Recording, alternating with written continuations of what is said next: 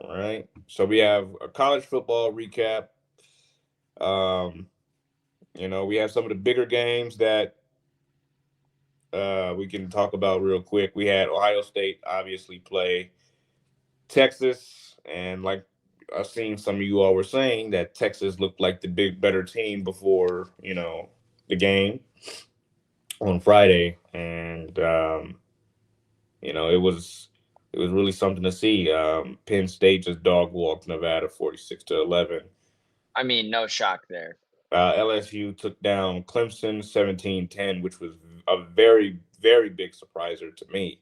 I just totally thought that, Clemson was going to take care of business, especially at the crib. Dude, Obviously, we've been waiting for Clemson to become one of those upper echelon teams where they're like solidly in the top college football playoff contention conversation again. It just hasn't happened since Trevor Lawrence was there. It's been a little surprising, honestly, that they fell off for a little while. I thought that this was finally going to be their chance. Kate Klubnik coming into town. He's one of the top QB prospects. I mean, this loss doesn't say that they're done because they lost to another top 10 team, but I was expecting them to make a bit more of a statement on opening night. Georgia 45-7. Obviously, there's no surprise there. Oregon 59-13. There's no surprise there. Alabama versus Florida State. That was a Now surprise. that was a very big surprise, and we have a video of what Nick Saban had to say about what he feels about Alabama and what they're doing right now. But all I can say is that wow, um, Florida State just might be back. Castellanos, he showed out. He backed up every word he said at his ACC media day, saying they don't have Nick Saban anymore. And they sure do not have Nick Saban anymore. That team looked Thing totally is, different. that team they're surprising to me because Kalen DeBoer, the coach that they hired there, was a good coach at Washington. He led them all the way to a national championship game, and he was one of the top available guys in the market last year, if not the best. So it just seemed logical that Alabama was going to continue being, the blue blood type team that we're used to them being, where they're going to be consistently in the CFP conversation, no matter what year it is, no matter who's on the team. They're going to find a way to eke it out. But it feels like in the last year or so, they've really started to slide downhill. Jalen Milroe did not look good for the most part last year, not up to what he could be as a player. And they had a couple bad losses. Like last year, they went out to Oklahoma and lost 24-3. There's this game against Florida State. They're not off to as impressive of a start in the DeBoer era as I would have thought they could have been. But there's so much season left, and the committee loves Alabama, so their season's not over yet either. Oh yeah, the committee's gonna always love Alabama, regardless who's the coach there, because of what they did. But I think they shouldn't because their Nick Saban isn't there anymore. So, um, ooh, hold on. I think it's just based more off rep Apologize. than anything, to be honest. I And then it's apologize. funny to look at these results because you'll have like some teams like Ohio State and Texas faced off. Two of the best teams, if not the two best teams in the country, facing off. And then you'll have USC beating Missouri State by 60 points. It's just funny how like those bye games are so different versus like the really competitive options. And that's why non-conference football is so fun because you can just kind of schedule it however you want. Of course, of course. You also have uh in Miami taking down Notre Dame on a last. Now I ain't gonna say a last second field goal. It's about a minute left, but it was only so much you can do against a top 10 team in about a minute. So Notre Dame falls, number 6 falls to number 10, Miami, the Hurricanes. I mean, I'm not a big Carson Beck fan at all, but he did get it No, done in that game. You got to give him credit where credit's due. Notre Dame was one of the best teams in the country last year, and Carson Beck was able to take them down in week one. Miami is kind of up and down in football. Like last year, the last few years, they've been good because they had Cam Ward, and now they have Carson Beck. So the continuation seems to be good there, and they could easily be a playoff team this year if they keep that up. oh yeah, oh yeah. We also have some video footage that might be the catch of the year already. 12 for 19 total. Under pressure off his backside, up for grabs, and caught! A.J. Daniels, a tremendous one-handed catch.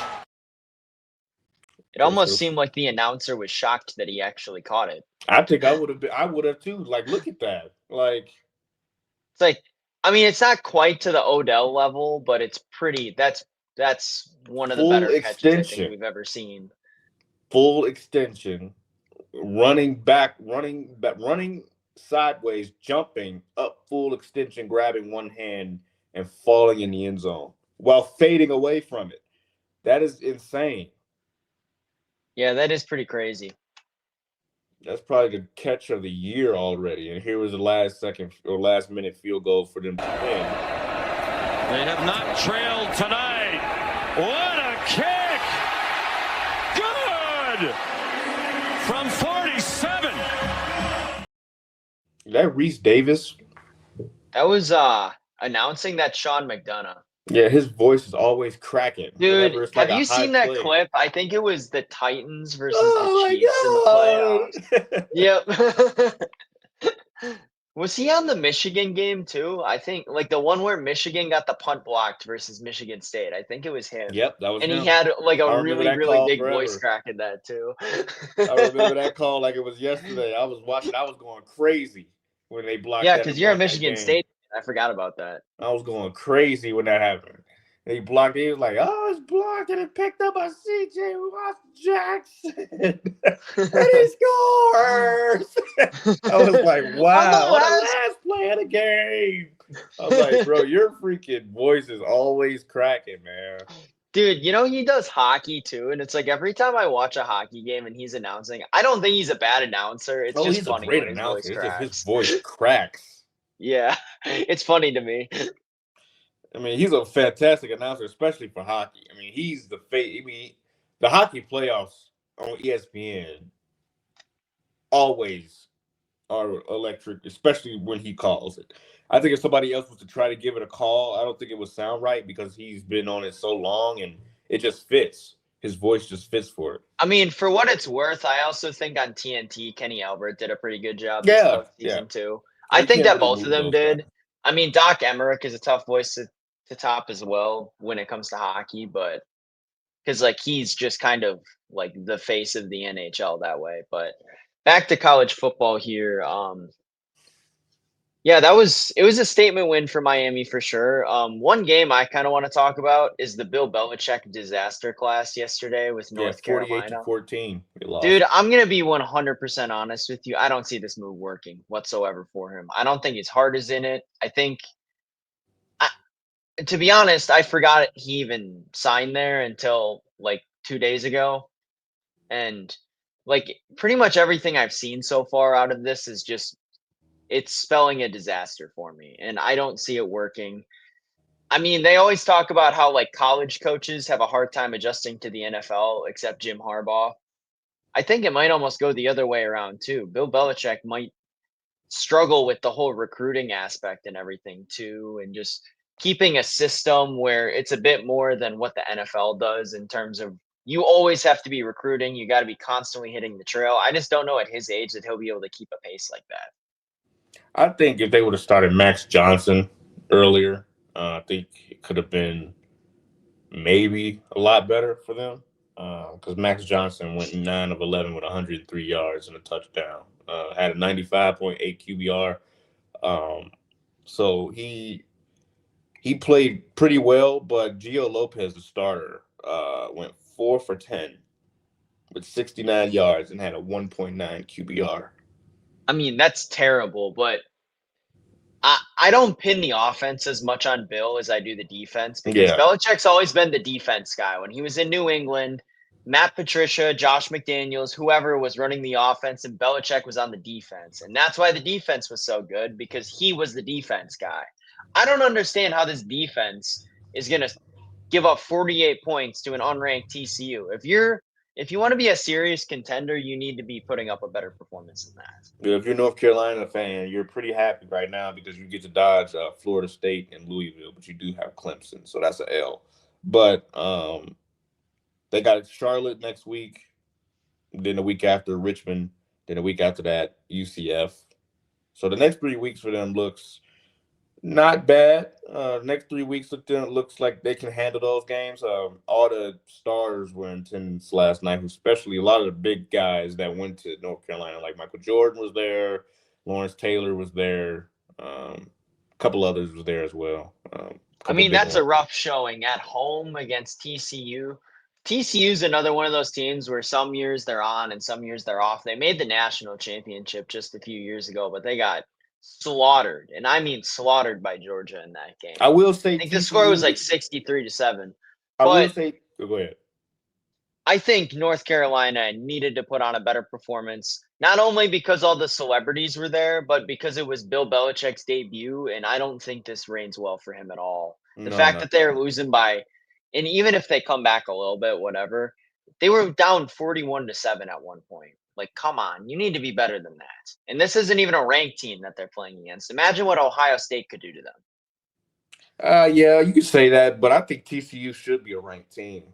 They had a quarterback who broke the single season passing record last year, and he I came mean, they back and he probably will was be ranked after this week, I would think, just because they beat them so badly. And there's teams in the top 25 that didn't look impressive too, like Iowa, Boise for State example. lost. Yeah, Iowa played a very Iowa game, if you know what I mean. Yeah, Like 100 passing yards against a 170 mediocre to rushing bad opponent. yards. Yep, and they're gonna win 34-7. Right. So like, yeah, I think TCU is a lot better than what they look like, what they are, or what people are saying they are. But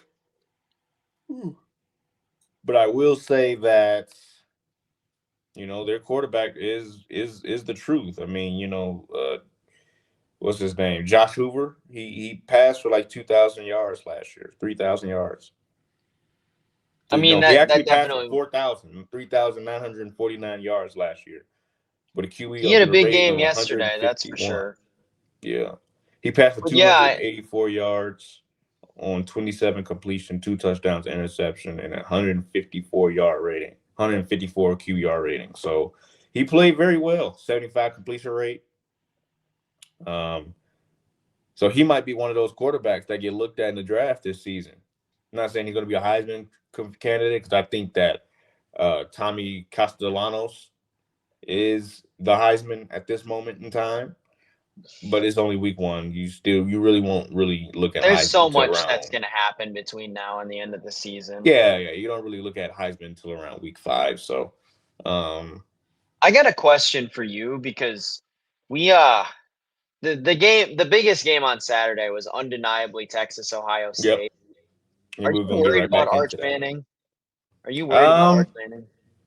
well, in a moment, I was just pissed off and he sucked all of that stuff. But um, my honest opinion, it's early. It's very early. Week one, his first game that he ever starts is against the defending national champions, which I think that he should have played better against because they don't have the same roster as they did last year. I But do want to add though that Ohio State's defense, it didn't used to be like a really solid unit. It always used to be just their offense, yep, and then like guys like Nick and Joey Bosa, Chase Young were on the defense too, but they were still prone to giving up big games every once in a while. This defense is so incredible that they've assembled the last few years. No one scores on them, and it makes it so tough to beat them. And I think that's why they kind of went from the team that's like fighting for a playoff spot or makes it in and loses in the semis or in the national championship to winning one last year. It was the defense just being so solid and the offense having great receivers as well. of course, yeah, 1,000%. You got. I just think it's still early for him. He didn't play well at all. He picked it up in the second half, but you can't wait to the second half to play well. I mean, Um, against the number one team in the country, even if they only score 14 points, you need to be able to score 15. That's what's surprising to me the most as well about Ohio State. Jeremiah Smith had like 2 or 3 drops, and they just didn't look like that offensive juggernaut because they should have won this game by 30 the way that Texas played. I And mean, I'm still not concerned about them whatsoever. It's week one, yeah, things happen, and they're going to probably, let me look at their schedule real quick. I know While you look at the schedule, we They do play have two. some. They have their 2 bye games after this, where they just play teams that they're going to beat by 50. And those are the games where you can kind of tighten up on those drops and stuff like that, and test things out. They have a new quarterback this year. He's a freshman, I believe. Because what was Saying. their Will Howard last year is gone. So yeah, they have a new quarterback. Here's what Archie They don't meant. really have another tough test, in my opinion, until October 11th or week 5 when they play against Illinois. And then Here's after what. that, their schedule picks up a little bit. But they have a lot. Their conference schedule, besides Michigan and Illinois, is not tough at all. They're easily going to win most of those games. Penn State's going to be a challenge, but they seem to have their number too. Here's what Manning had to say after the game. It seemed like you settled in as the game went on. How would you assess your play and kind of the growth that you got from the 6 games? Yeah, ultimately not good enough. Obviously, you don't want to start off the season 0-1. They're a good team, but I thought we beat ourselves a lot, and that starts with me, and I got to play better for us to win. Can't wait till the second half to kind of get things going. I think it's good on him to take accountability for not playing well. It's easy as like you know, he's still a kid. He's what, 20, 21 maybe right now. I'm not sure. I'd have to fact check it, but he's only a junior. And the fact that he's able to take accountability for his poor play in that game shows a lot, and that he's willing to work and get better. And I respect that about him, because it's easy for him to just lash out at a reporter or something like that at that age, and just kind of either trash the reporter, trash his teammates, trash everything. But he took accountability, and I got to respect that for him. Yeah, we do have to. I will say he's a very humble kid. They said that a lot when he was on campus. He's a very humble kid. The minute he arrived there, he was a very humble kid. So we'll jump into this last thing about college football and Florida State and Alabama. We do have Nick Saban talking about it. What they did last year, that creates the expectation for this year. But, obviously for me and for a lot of the Bama fans, the disappointment that Florida State dominated the line of scrimmage on both sides of the ball. Yep. But the good news is, every team has the best opportunity to improve from week 1 to week 2. Because really going into the season, you don't really know what you have for sure as a coach. And you're always very anxious about what might happen in the first game. And I'm sure they're all disappointed, players, coaches alike. But they do have a great chance to improve from week 1 to week 2. That's when you usually make the biggest improvement. LSU, Miami, and Ohio State all really impressed me. But I think Texas, Notre Dame, and Clemson all have a really good chance to have great teams this year, too, if they make the progress they're capable. I think that's a good take, because we see in the NFL sometimes too. The Packers in 2021 finished 13-4, but they lost their first game 38-3. That just happens sometimes. Like you can have rough performances in week 1 and still be a good team. I think that if we react too harshly on anyone right now, it's exactly that. It's an overreaction, because week 1, it's important, but for some of those guys, no one has tape on them yet. No one has any information about the player, how the player, the new system, if there's a new coach or something, you're getting used to it. Your opponents are still getting used to it. There's no tape on you yet. So it's hard to say what you're actually going to be able to do, and game planning that way is so much harder.